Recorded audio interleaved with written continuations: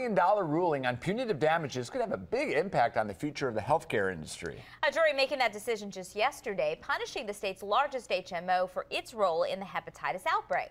Fox 5's Ashley Smith is in our newsroom tonight with more on the potential fallout from this case.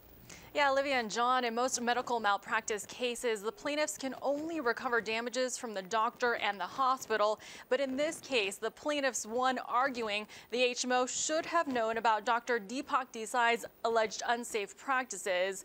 And this win could signal major changes with how insurers do business.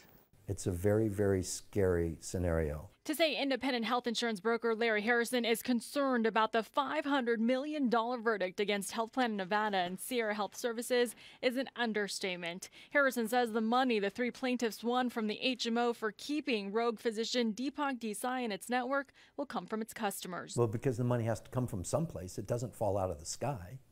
And so it's going to come from premiums. Besides higher rates, Harrison also expects big changes in the doctor's office, mainly less privacy between doctors and patients. If they're going to be scrutinizing the doctors more intensely, they may have to hire their own inspectors to walk in on the doctors' offices. But not everyone sees the verdict as a bad thing. UNLV Healthcare Administration and Policy Professor Chris Cochran says the verdict could mean more lawsuits down the road. Should all insurers that use that particular practice, should they all be equally responsible?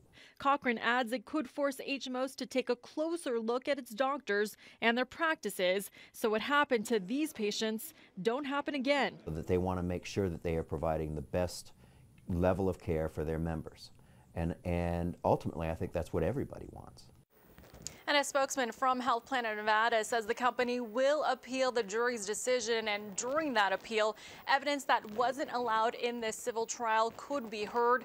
That appeal process, though, is a long one and could take several years until we have an outcome. Reporting live in the newsroom, I'm Ashley Smith, Fox 5 News, local Las Vegas. Still a long journey ahead for the plaintiffs in this case. Asna, thank you very much. The case is said to be the largest personal injury victory in Nevada history. Deepak Desai's criminal trial is expected to start later on this month.